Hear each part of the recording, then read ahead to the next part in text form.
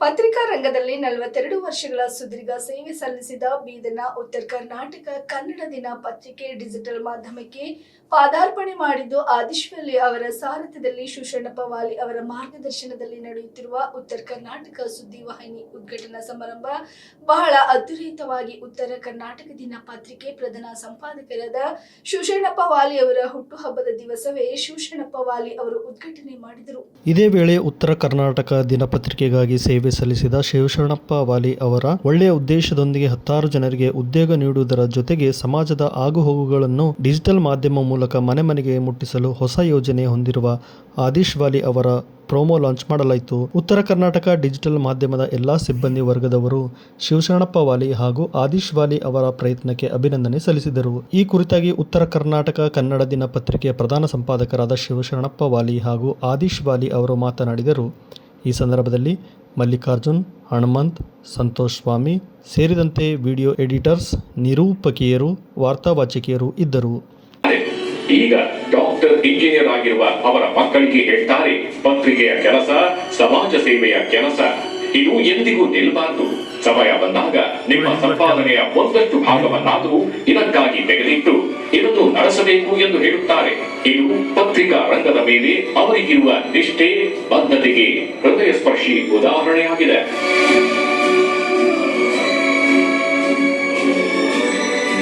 ಪಂಡಿತ ಪುಟ್ಟರಾಜ ಗವಾಯಿಗಳು ಸ್ವಾತಂತ್ರ್ಯ ಹೋರಾಟಗಾರರಾದ ದೊರೆಸ್ವಾಮಿಯವರ ಸಾಲಿನಲ್ಲಿ ಶಿವಶರಣಪ್ಪ ವಾಲಿಯವರಿಗೂ ರಾಜ್ಯೋತ್ಸವ ಪ್ರಶಸ್ತಿಯನ್ನ ನೀಡಿ ಗೌರವಿಸಲಾಗುತ್ತದೆ. ರಾಜ್ಯ ಮಟ್ಟದಲ್ಲಿ ಒಬ್ಬರನ್ನು ಗುರುತಿಸಿಕೊಡಲಾಗುವ ಮೂರೇ ಹನುಮಂತರಾವ್ ಪ್ರಶಸ್ತಿ ಪ್ರಪ್ರಥಮ ಬಾರಿಗೆ ದೊರಕಿದ್ದು ಶಿವಶರಣಪ್ಪ ವಾಲಿಯವರಿಗೆ. ಮುಂದೆ ರಾಜ್ಯ ಪತ್ರಿಕಾ ಅಕಾಡೆಮಿಯ ಪ್ರಶಸ್ತಿ ಸೇರಿದಂತೆ ಹಲವಾರು ಪುರಸ್ಕಾರಗಳು ಸಲ್ಲುತ್ತವೆ.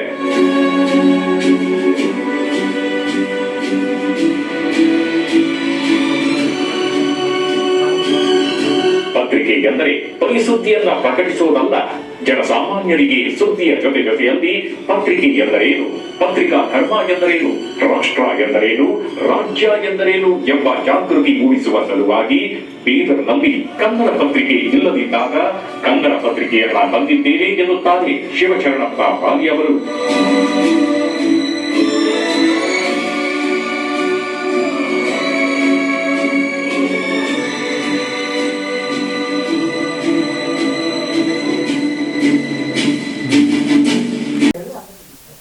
ಒಂದೇ ಮಾತು, ಮೊಟ್ಟ ಮೊದಲು ನಮ್ಮ ಮಾಧ್ಯಮ ಬಾಂಧವರಿಗೆ, ಅದರಲ್ಲಿ ಯುವಕರಿಗೆ ಹಾರ್ದಿಕ ಅಭಿನಂದನೆ ಸಲ್ಲಿಸ್ತೀನಿ. ಪತ್ರಿಕೆಯಲ್ಲಿ ಬರಲಿಕ್ಕೆ ಯಾರೂ ತಯಾರಿ ಇರ್ತಿದ್ದಿಲ್ಲ. ಅಂಥ ಸಮಯದಲ್ಲಿ ಈಗ ನೀವೆಲ್ಲ ಉತ್ಸಾಹಿ ತರುಣಿಯರು ಪತ್ರಿಕಾ ಮಾಧ್ಯಮದಲ್ಲಿ ಬರ್ತಾ ಇದ್ರಿ. ತಮಗೆ ಮೊಟ್ಟ ಮೊದಲು ಶುಭಾಶಯ. ನಮ್ಮ ಈ ಪತ್ರಿಕೆ ಉತ್ತರ ಕರ್ನಾಟಕ 1982ರಲ್ಲಿ ಪ್ರಾರಂಭ ಆಯಿತು. ಆ ಹೊತ್ತಿಗೆ ಪತ್ರಿಕೆ ತೆಗೆಯೋದೇ ಕಷ್ಟ, ಅದರಲ್ಲೂ ಕನ್ನಡ ಪತ್ರಿಕೆ ತೆಗೆಯೋದಂದರೆ ದುಸ್ಸಾಹಸ. ಅಂಥ ಸಮಯದಲ್ಲಿ ಕನ್ನಡ ಪತ್ರಿಕೆಯನ್ನು ತೆಗೆದಿದೆ. ಕನ್ನಡ ಪತ್ರಿಕೆ ತೆಗಿಲಿಕ್ಕೆ ಒಂದೇ ಒಂದು ಕಾರಣ, ಯಾ ಪರ್ ಕಿಸ್ಕೆ ಗಾನ್ ಮೇ ದಮ್ ಹೈ ಕನ್ನಡ ಪೇಪರ್ ನಿಕಾಲ್ತೆ ಅಂತ ಕೇಳಿ, ಅದು ಒಂದೇ ಒಂದು ಮಾತಿನ ಸಲುವಾಗಿ ಅವರಿಗೆ ಉತ್ತರವಾಗಿ ಉತ್ತರ ಕರ್ನಾಟಕ ಪತ್ರಿಕೆ ಪ್ರಾರಂಭ. ಆವಾಗ ಮಳೆ ಜೋಡಣೆ ಕೆಲಸ ಮಾಡಿ ನನ್ನ 4 ಮಕ್ಕಳು ಎಲ್ಲರೂ ಗ್ರ್ಯಾಜುಯೇಟ್ ಇದ್ದಾರೆ, ಡಾಕ್ಟರ್ ಇದ್ದಾರೆ, ಇಂಜಿನಿಯರ್ಸ್ ಇದ್ದಾರೆ. ಮೊಮ್ಮಕ್ಕಳಂತೂ ಲಂಡನ್ನಲ್ಲಿ ಓದಿ ಬಂದಿದ್ದಾರೆ. 9 ಜನ ಮೊಮ್ಮಕ್ಕಳು ಎಲ್ಲರೂ ಇಂಜಿನಿಯರು, MBA ಇದ್ದಾರೆ, MBBS ಇದ್ದಾರೆ. ಈ ಸಾಹಸದ ಕೆಲಸವನ್ನು ಮಾಡ್ತಾ ಇದ್ದಾಗ ನನ್ನ ಮಕ್ಕಳು ತುಂಬ ನನಗೆ ಸಹಕಾರಿಯಾಗಿದ್ದಾರೆ. ಯಾಕಂದರೆ ಭಾಳಷ್ಟು ಜನರ ತಲೆಯಲ್ಲಿದೆ ಪತ್ರಿಕೆ ಅಂದರೆ ಆದಾಯದ ಸಾಧನ, ಪತ್ರಿಕೆ ಅಂದರೆ ಇದು ಹಣ ಗಳಿಸುವ ಮಾಧ್ಯಮ ಅಂತ ಇದೆ. ಕೆಲವರು ಮಾಡ್ತಾರೆ, ಅದನ್ನು ಒಪ್ತೀನಿ. ನಾನು 50 ವರ್ಷ ಈ ಪತ್ರಿಕಾ ಫೀಲ್ಡಲ್ಲಿ ಕರೀತಾ ಇದ್ದೀನಿ. ಆದರೆ ಉತ್ತರ ಕರ್ನಾಟಕ ಪತ್ರಿಕೆ ಅಧಿಕಾರಿಗಳಿಗೆ ಅಂಕುಶ ಆಗಿ, ರಾಜಕಾರಣಿಗಳಿಗೆ ಲಗಾಮಾಗಿ, ಬಡವರಿಗೆ ಊರುಗೋಲಾಗಿ, ಧ್ವನಿ ಇಲ್ಲದವರಿಗೆ ಧ್ವನಿಯಾಗಿ ಉತ್ತರ ಕರ್ನಾಟಕ ಹೊರಗಡೆ. ಆ ಕಾಲದಲ್ಲಿ ಆಫೀಸರ್ಗಳು, ನಿಮಗೆ ಸ್ಪಷ್ಟವಾಗಿ ಓಪನ್ಲಿ ಹೇಳ್ತಾ ಇದ್ದೀನಿ, SP ಮತ್ತು ಜಿಲ್ಲಾಧಿಕಾರಿಗಳು ಬೀದರ್ನಲ್ಲಿ ಸುದ್ದಿ ಏನಾದರೂ ನೋಡಬೇಕಾದ್ರೆ ಅವ್ರು ಕನ್ನಡದಲ್ಲಿ ಹೇಳ್ತಿದ್ದಿಲ್ಲ, ಉತ್ತರ ಕರ್ನಾಟಕ ಕ್ಯಾಲಿ ಕಾಯ್ಬೋದು ಅಂತ ಹೋಗ್ಬೇಕು ಅಂದರೆ ಅಷ್ಟರ ಮಟ್ಟಿಗೆ ಆ ರೀತಿಯಿಂದ ಎತ್ತಕ್ಕೆ ಕೊಡ್ತಕ್ಕಂಥ ಪತ್ರಿಕೆ ಇರಿತ್ತು. ಇವಾಗ ಸಂತೋಷ ಅಂದರೆ ನನ್ನ ಮೊಮ್ಮಗ ಆದೀಶ್ ಲಂಡನ್ನಲ್ಲಿ ಒಳ್ಳೆ ರೀತಿ ಅಭ್ಯಾಸ ಮಾಡಿ ರ್ಯಾಂಕ್ನಲ್ಲಿ ಬಂದು ಅಲ್ಲಿ ಪಾರ್ಲಿಮೆಂಟ್ಗೆ ಆಯ್ಕೆಯಾಗಿ ಅಲ್ಲಿನ ಯುವಕರ ಸಂಘಟನೆಗೆ ಆಯ್ಕೆಯಾಗಿ ಕರ್ನಾಟಕದಲ್ಲೆಲ್ಲ ರಾಜ್ಯದಲ್ಲೆಲ್ಲ ರಾಷ್ಟ್ರದಲ್ಲೇ ಮೊದಲನೇ ವ್ಯಕ್ತಿ ಭಾರತದಿಂದ ಪಾರ್ಲಿಮೆಂಟ್ಗೆ ಆಗಿತ್ತು. ಲಂಡನ್ ಪಾರ್ಲಿಮೆಂಟ್ ಭಾರತದಿಂದ ಯಾರೂ ಆಗಿಲ್ಲ. ಅಂಥ ಒಬ್ಬ ಹುಡುಗ ಇಲ್ಲಿ ಬಂದ ಮೇಲೆ ಅವನು ಇಲ್ಲ ತಾತ ನಾನು ಎಲ್ಲಿಯಾದರೂ ನೌಕರಿಗೆ ಹೋಗ್ತೀನಿ ಅನ್ಬೋದಾಗಿತ್ತು. ಆದರೆ ಅವನಿಗೆ ಕನ್ನಡದಲ್ಲಿರ್ತಕ್ಕಂಥ ಕಳಕಳಿ ಅವ್ರ ತಾತನ ಮಾನ ಕಾಯಬೇಕು ಅಂತ ಹೇಳ್ಕೊಂಡು ಅವನು ಅದಕ್ಕೆ ವಾರಸ್ದಾರನಾಗಿ ಮುಂದೆ ಬಂದ. ಅದಕ್ಕೆ ಅವನು ಅಷ್ಟೇ ಅಲ್ಲ, ಹೊಸ ಯುವಕರದಲ್ಲಿ ಬೆಳೆದವನು, ಲಂಡನ್ ನೋಡಿದವನು, ಹೊಸ ತಂತ್ರಜ್ಞಾನವನ್ನು ಬಲ್ಲವನು. ಅದಕ್ಕಾಗಿ ಅವನು ಹೊಸ ರೀತಿಯಿಂದ ಹೋಗಬೇಕು, ಪತ್ರಿಕೆ ಕಲರ್ದು ಮಾಡೋಣ, ಆದರೆ ನಾವು ಮೀಡಿಯಾ ಹೌಸನ್ನು ಪ್ರಾರಂಭ ಮಾಡಿ ಚಾನಲನ್ನು ಒಂದು ರಾಷ್ಟ್ರಕ್ಕೆ ಅರ್ಪಿಸೋಣ ಅಂತಕ್ಕಂಥ ಒಂದು ಉದ್ದೇಶದಿಂದ ಅವನು ಇದರಲ್ಲಿ ಹೆಜ್ಜೆಯನ್ನಿಟ್ಟು ಈ ಕಾರ್ಯವನ್ನು ಮಾಡ್ತಾ ಇದ್ದಾನೆ. ನನಗೆ ಯಾಕೆ ಸಂತೋಷ ಅಂದರೆ ಅವನು ಲಕ್ಷಾಂತರ ರೂಪಾಯಿ ಗಳಿಸೋದಾಗಿತ್ತು ನೌಕರಿ ಮಾಡಿ, ಆದರೆ ಇವತ್ತು ನೂರಾರು ಜನರಿಗೆ ನೌಕರಿ ಕೊಡ್ತಕ್ಕಂಥ ಸಾಮರ್ಥ್ಯವನ್ನು ಅವನು ಗಳಿಸಿದ್ದಾನೆ. ಅದು ಸಂತೋಷ. ಅವನು ಒಬ್ಬನೇ ನೌಕರಿ ಮಾಡಿ ಆರಾಮಾಗಿ ಇರಬೇಕಂತಿಲ್ಲ, ಸಾವಿರಾರು ಜನ ಆರಾಮಾಗಿ ಬದುಕಬೇಕು, ಮತ್ತು ತಾತನಮಾನ ಉಳಿಬೇಕು, ಕನ್ನಡ ಬೆಳಿಬೇಕು ಎಂಬ ಒಂದು ಉದ್ದೇಶದಿಂದ ಅವನು ಇದರಲ್ಲಿ ಕಾಲಿಟ್ಟಿದ್ದು ನಿಜವಾಗಿ ನನ್ನ ಮೊಮ್ಮಗ ಇದ್ರೂ ನಾನು ಅವನಿಗೆ ಅಭಿನಂದನೆಯನ್ನು ಸಲ್ಲಿಸ್ತೇನೆ. ಇಲ್ಲೇ ಇವತ್ತಿನ ಮಕ್ಕಳು ಅಭ್ಯಾಸ ಮಾಡಿದ ಕೂಡಲೇ ಯಾರು ಇದು ಮೈ ಕೈ ಮಸಿ ಮಾಡ್ಕೊಳ್ಳೋದು, ಒಬ್ಬ ಆಫೀಸರ್ ಆಗಿದ್ದರೆ ಕೈಯಲ್ಲಿ 4 ಜವಾನರು ಇರ್ತಾರೆ, ಆರಾಮಾಗಿ ಜಿಂದಗಿ ಕಳೆಯುವುದು ಅಲ್ಲ. ಪತ್ರಿಕಾ ಧರ್ಮ ಅಂದರೆ ಏನು? ಅವನು ಸಣ್ಣಗಿನಿಂದ ನೋಡಿದವನು, ಬಲ್ಲಿದವನು, ಅವನು ಸಣ್ಣವನಿದ್ರು ಸಹಿತ ನಿರೀಕ್ಷೆ ಮಾಡಿದವನು, ಅದನ್ನು ಅವನು ಮಾಡ್ತಾ ಇದ್ದಾನೆ. ಉತ್ತರ ಕರ್ನಾಟಕ ಪತ್ರಿಕೆ ಇವತ್ತು ನೀವು ಅನ್ಬೋದು, ಏನು ರೀ ಯಾರದಲ್ಲಿ ನಿಮ್ಮದು ಕಾಂಪಿಟೇಷನ್ ಇದೆ? ನಮ್ಮದು ಕಾಂಪಿಟೇಷನ್ ಮೊದಲಿನಿಂದಲೂ ಯಾರ ಜೊತೆಗಿಲ್ಲ. ಯಾಕಂದ್ರೆ ನಂದು ಪದ್ಧತಿನೇ ಬೇರೆ ಪತ್ರಿಕೆದು. ನನ್ನ ಪತ್ರಿಕಾ ಉದ್ಯೋಗ ಅಲ್ಲ ನಮ್ಮದು. ಇದು ಉದ್ಯೋಗ ಆಗಿ ನಾನು ಎಂದೂ ಬಳಸಿಲ್ಲ, ಪತ್ರಿಕಾ ಧರ್ಮವಾಗಿ ನಾನು ಬಂದಿದೆ. ಬೇರೆಯವರು ಪತ್ರಿಕಾ ಉದ್ಯಮ ಮಾಡ್ತಾರೆ, ನಂದು ಉದ್ಯಮ ಅಲ್ಲ, ಪತ್ರಿಕಾ ಧರ್ಮ. ಪತ್ರಿಕೆ ಜನರಿಗೆ ತಲುಪಬೇಕು. ಯಾವ ರೀತಿ ತಲುಪಬೇಕು? ಅವರಿಗೆ ಸ್ಪಂದಿಸಬೇಕು, ಸಮಾಜದ ಜ್ವಲಂತ ಸಮಸ್ಯೆನ ಹೇಳಬೇಕು. ಅಧಿಕಾರಿಗಳಿಗೆ ಒಳ್ಳೆಯವರಿದ್ದರೆ ಅವರು ಶಾಂತವಾಗಿರಬೇಕು, ಇಲ್ಲದೇ ಇದ್ದರೆ ಅವರಿಗೆ ನಡುಕು ಹುಟ್ಟಬೇಕು. ಅಂಜಿಸ್ಬೇಕು ಅಂತಲ್ಲ, ತಾನೇ ಪೊಲೀಸರು ಒಂದು ಸಿಟಿ ಹೊಡೆದ್ರೆ ಕಾಳರು ನಡುತ್ತಾರೆ, ಅವ್ರಿಗೆ ಹೊಡೆಯೋದು ಬೇಕಾಗಿಲ್ಲ. ಆ ರೀತಿ ಭ್ರಷ್ಟ ಅಧಿಕಾರಿಗಳು ಇದ್ದರೆ ಉತ್ತರ ಕರ್ನಾಟಕ ಚಾನಲ್ ಅಂದರೆ ಅವರಿಗೆ ಕನಸಿನಲ್ಲಿ ಶಿವಸ್ವಪ್ನ ಅಂದು ಅದೇ ಚಿನ್ನ ನಂದು ಪತ್ರಿಕೆ. ಅವ್ರಿಗೆ ರಾತ್ರಿ ನಿದ್ರೆಯಲ್ಲಿ ಬರಬೇಕು ಪತ್ರಿಕೆ. ಆದರೆ ನಾನು ಯಾರಿಗೂ ಇವತ್ತಿನವರೆಗೆ ಈ ಕರ್ನಾಟಕದಲ್ಲಿ ಯಾರಾದರೂ ಒಬ್ಬ ಮನುಷ್ಯ ಬಂದು ವಾಲಿಯವರು ನನಗೆ ಬ್ಲ್ಯಾಕ್ ಮೇಲ್ ಮಾಡಿದ್ದಾರೆ ಅಂತ ಹೇಳಿದ್ರೆ ಇವತ್ತಿನ ನನ್ನ ಪತ್ರಿಕಾ ಧರ್ಮನೇ ಬಿಟ್ಟು, ಇವತ್ತಿನ ಯಾವುದೇ ಅಧಿಕಾರಿ ಯಾವುದೇ ಗುತ್ತೇದಾರ ಯಾರು ಕಟ್ಟಿಲ್ಲ. ಯಾಕಂತಂದರೆ ನೀವು ಅನ್ಬೋದು, ಪತ್ರಿಕೆಗೆ ಹಣ ಬೇಕಾಗಿಲ್ವಾ? ಪತ್ರಿಕೆಗೆ ಹಣ ಬೇಕು, ಹಣ ಇಲ್ಲದೆ ಪತ್ರಿಕೆ ನಡೆಯೋದಿಲ್ಲ. ಆದರೆ ಹಣದ ಸಲುವಾಗಿ ಪತ್ರಿಕೆ ಅಲ್ಲ. ಇದನ್ನು ಸಮಾಜ ತೋರಿಸ್ಬೇಕಂತ ಹೇಳಿ ಮಾಡಿವಿ. ನಾವು ಕಾಲ್ನಡಿಗೆಯಿಂದ ಬಂದು ಸೈಕಲ್ ಮೇಲೆ ಬಂದು ಇವತ್ತು BMW ಗಾಡಿಯಲ್ಲಿ ಬಂದು ಈ ಪತ್ರಿಕೆಯನ್ನು ಉದ್ಘಾಟನೆ ಮಾಡ್ತೇವೆ. ನನಗೆ ಹೆಮ್ಮೆ ಇದೆ.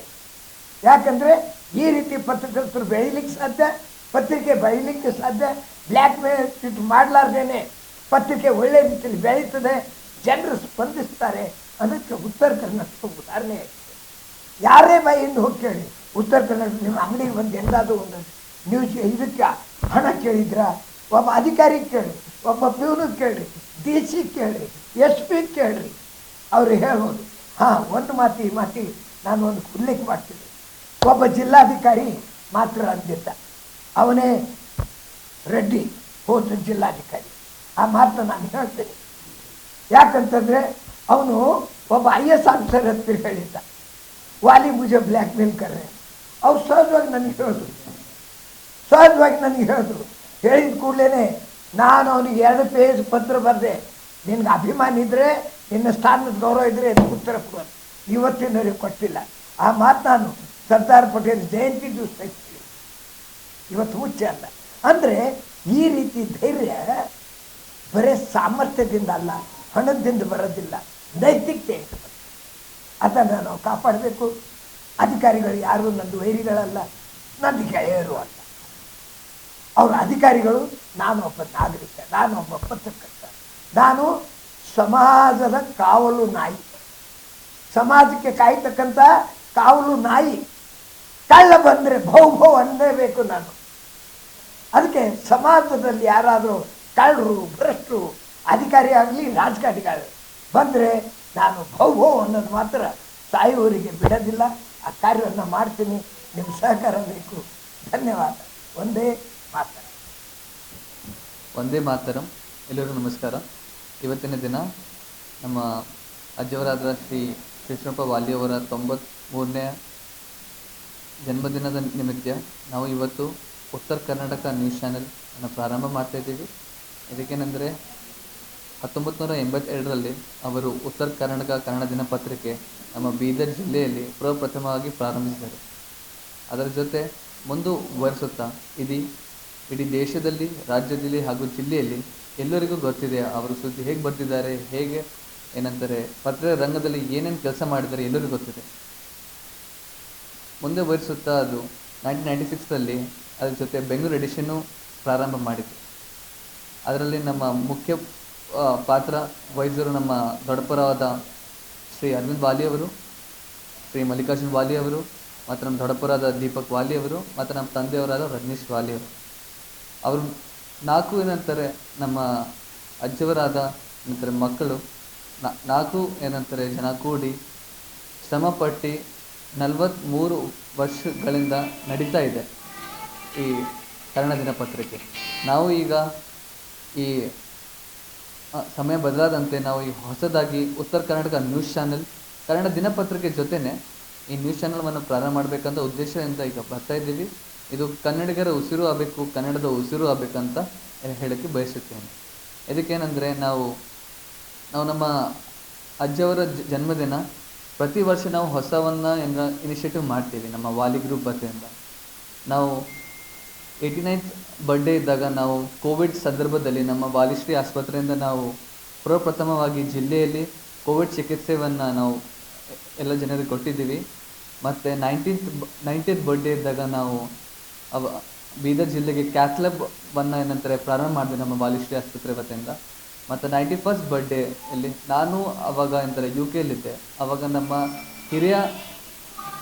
ಹಿರಿಯ ಅಣ್ಣ ವೀರೇಶ್ ವಾಲಿಯವರು, ಮಲ್ಲಿಕಾರ್ಜುನ್ ವಾಲಿಯವರ ಸುಪುತ್ರರವರು, ಅವರು ನಮ್ಮ ತಾತವರಿಗೆ ಶ್ರೀ ಶಿಲ್ಪ ವಾಲಿ ಅವರು ಸಾಮಾಜಿಕ ಜಾಲತಾಣ ಇದು ವಿಶ್ವ ಇದೆ ಫೇಸ್ಬುಕ್, ಇನ್ಸ್ಟಾಗ್ರಾಮ್, ಯೂಟ್ಯೂಬ್, ಟ್ವಿಟರ್ದಲ್ಲಿ ಅವರಿಗೆ ಮುಖ್ಯ ಪಾತ್ರವನ್ನಾಗಿ ಅವರು ಸಾಮಾಜಿಕ ಜಾಲತಾಣದಲ್ಲಿ ಕಾಲಿಟ್ಟರು.